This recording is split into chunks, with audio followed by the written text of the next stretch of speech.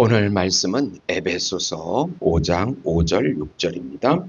너희도 정녕 이것을 알거니와 음행하는 자나 더러운 자나 탐하는 자 곧 우상 숭배자는 다 그리스도와 하나님 나라에서 기업을 얻지 못하리니 누구든지 헛된 말로 너희를 속이지 못하게 하라. 이로 말미암아 하나님의 진노가 불순종의 아들들에게 임하나니. 아멘. 하나님의 진노 아래 이방인이라는 제목으로 은혜를 나누고자 합니다. 사랑하는 성도 여러분, 오늘날 세상은 하나님의 사랑을 말할 때는 귀를 기울입니다. 하나님은 사랑이시다라는 말은 누구나 좋아합니다. 그러나 하나님의 진노라는 말을 하면 사람들은 얼굴을 찌푸리고 불편해하고 받아들이지 않습니다.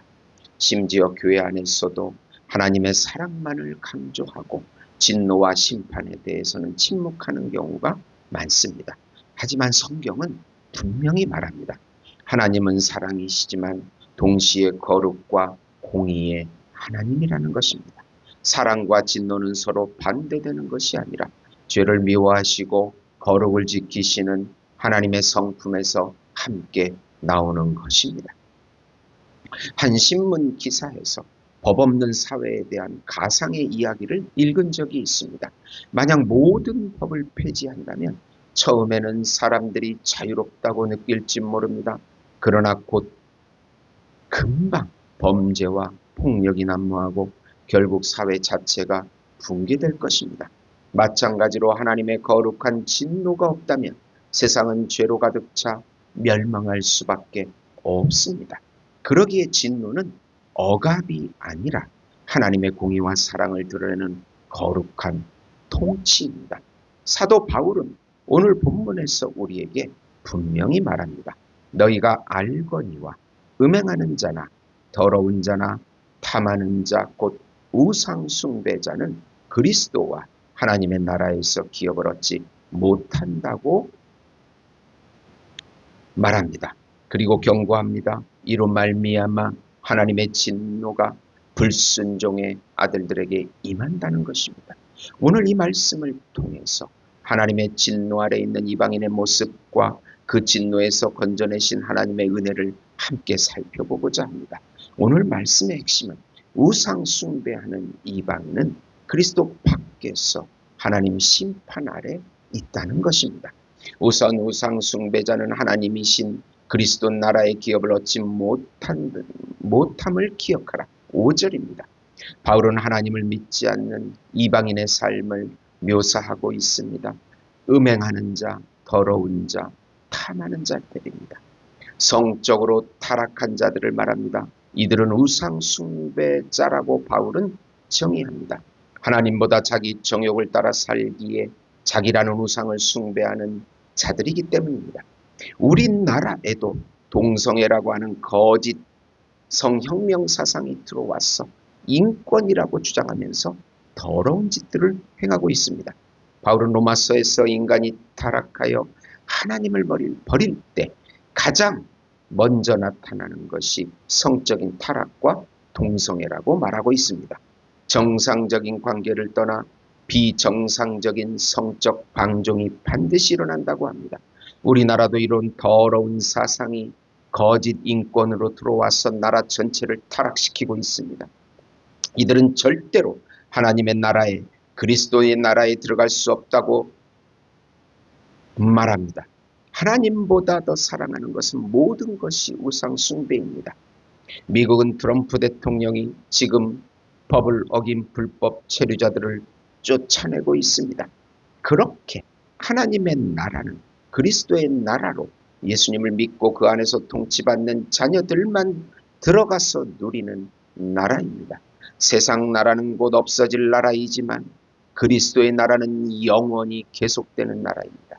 우리는 보이는 세상에 절대 속아서는 안 됩니다. 좀 더 구체적으로 살펴보면 죄악된 삶을 사는 이방인의 모습은 세 가지로 구분되고 하나님의 나라를 유업으로 얻지 못합니다. 첫째, 음행하는 자입니다. 음행은 단순히 잘못된 성적 행위를 넘어서 하나님의 창조 질서를 거부하고 자기 욕망을 따라 사는 삶을 의미합니다. 그 당시 에베소 도시는 아르테미스 신전으로 유명했는데 그곳의 우상 숭배와 음란한 죄의식이 가득한 곳이었습니다. 사람들은 그것을 죄로 여기지 않았습니다. 오늘날도 마찬가지입니다. 세상은 음란을 문화라는 이름으로 포장하고 자유라는 이름으로 쾌락을 자유라고 말합니다. 그러나 하나님은 음행하는 자를 하나님의 나라에 들어갈 수 없는 자라고 선포하십니다. 두 번째, 더러운 자입니다. 더러움은 단지 외적인 문제가 아니라 마음과 영혼이 죄로 부패한 상태를 말합니다. 양심이 묻어지고 죄에 대한 감각을 잃어버린 사람입니다. 죄를 반복하다 보면 처음에는 양심이 찔리지만 시간이 지날수록 아무렇지 않게 느끼게 됩니다. 결국 죄에 물들어 부끄러움조차 모르는 상태가 더러움입니다. 세 번째, 탐하는 자, 곧 우상 숭배자입니다. 탐심은 하나님을 밀어내고 자기 욕망을 신격화하는 것입니다. 바울은 골로새 3장 5절에 탐심은 우상 숭배라고 말했습니다. 현대사회의 탐심은 물질, 권력, 성공, 쾌락을 추구하는 모습으로 나타납니다. 결국 그것이 하나님을 대신하여 우리 마음의 주인이 되어버리는 것입니다. 한 목사님께서 지하철역에서 복음을 전하다가 한 청년을 만났습니다. 그 청년은 저는 선하게 살면 천국에 간다고 믿어요. 교회 다니지 않아도 괜찮습니다 라고 말합니다. 그러자 목사님은 당신은 하루라도 거짓말하지 않고 살 수 있습니까?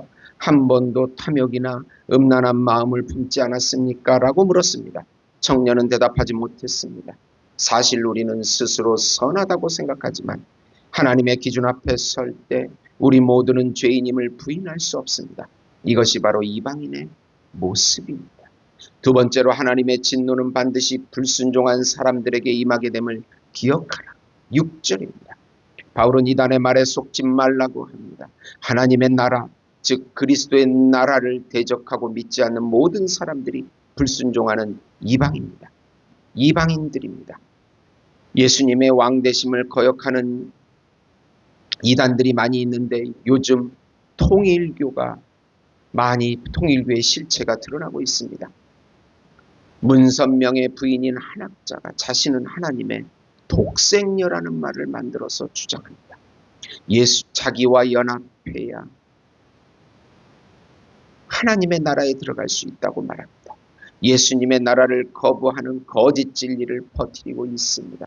하나님의 성에는 자신을 하나님 어머니라고 주장을 합니다. JMS 정명석은 자신을 성령 하나님이라고 주장합니다. 이런 이단들은 너무나도 많습니다. 사단이 미혹하여 그리스도의 나라 안으로 들어가지 못하게 합니다. 절대로 속지 말라고 바울은 말합니다. 하나님의 진노 즉 심판은 반드시 그들에게 임할 것이고 예수님을 거부하는 모든 이방인들에게도 임하게 될 것이라고 말씀합니다. 종말에 예수님의 재림으로 완전한 그리스도의 나라가 오게 됩니다. 그리스도의 나라는 이 땅에 왔지만 완전하게 오지 않았습니다. 예수님의 재림으로 모든 것이 심판받고 하나님의 나라는 완성될 것입니다. 사단은 미혹하여 자신의 거짓 나라를 세우려 하지만 결국 심판받고 지옥으로 가게 될 것입니다. 하나님의 말씀은 분명합니다. 하나님께서 보증해 주시기 때문입니다. 사람의 말을 따르지 말고 하나님의 말씀을 믿고 순종해야 합니다. 그리스도의 나라만이 영원합니다. 바울은 누구든지 헛된 말로 너희를 속이지 못하게 하라고 6절에 경고합니다. 세상은 끊임없이 우리를 속입니다. 죄는 별거 아니야. 다 그렇게 사는데 뭐 사랑의 하나님인데 무슨 진노하시겠어. 또 예수님이 재림하신다 해도 또 다른 방식으로 구원을 해주실 거야. 제2의 구원, 제3의 구원이 있을 거야.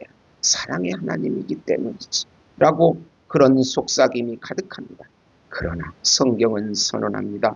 이로 말미암아 하나님의 진노가 불순종의 아들들에게 임한다 라고 선포합니다. 여기서 말하는 진노는 감정적인 분노가 아닙니다. 하나님의 진노는 거룩과 공의에서 흘러나오는 의로운 심판입니다. 죄를 그냥 넘어가신다면 하나님은 거룩하시고 공의로우신 분이 아닙니다. 미국의 한 산불 이야기입니다. 대규모 화재가 진압된 후 구조대원들이 숲을 수색하던 중 타 죽은 새 한 마리를 발견했습니다. 그런데 그 날개 밑에서 살아있는 새끼들이 기어 나왔습니다. 어미새는 불길이 몰려오자 날개로 새끼들을 덮고 끝내 자신은 불타 죽은 것입니다. 이것이 바로 십자가의 모습입니다. 하나님의 진노는 반드시 임합니다. 그러나 예수 그리스도께서 우리를 대신해 그 진노를 받으셨습니다. 그리고 그분의 의를 우리에게 성령으로 전가시켜 주셨습니다. 주님은 우리를 위해 자신의 몸을 내어주셨고 우리는 그분 안에서 새 생명을 얻게 된 것입니다. 사랑하는 성도 여러분, 하나님의 진노 아래 있는 이방인들에게 복음은 놀라운 소식입니다. 원래는 기업을 얻지 못한 자였으나 이제는 예수 그리스도 안에서 하나님 나라를 유업으로 받게 되었습니다. 과거에 우리는 하나님의 진노 아래 있던 자였습니다. 현재 우리는 그리스도 안에서 구원받은 성도가 되었습니다. 미래에 우리는 그리스도의 나라를 상속받을 자가 되었습니다. 영국 런던의 한 법정에서 실제로 있었던 일입니다. 한 청년이 큰 범죄로 사형을 선고받았습니다. 형이 확정되기 전 그의 아버지가 판사에게 나와 눈물로 탄원했습니다. 제가 대신 형을 받겠습니다. 제 아들은 아직 젊습니다. 저는 이제 나이가 많으니 저를 대신 죽이십시오. 물론 법적으로 허용되지 않았지만 그 아버지의 마음은 하나님의 마음을 보여줍니다. 하나님은 우리를 불쌍히 여겨주셔서 독생자 예수 그리스도를 내어주시고 우리 죄값을 대신 치르게 하시고 그분의 의를 성령으로 우리에게 주셨습니다.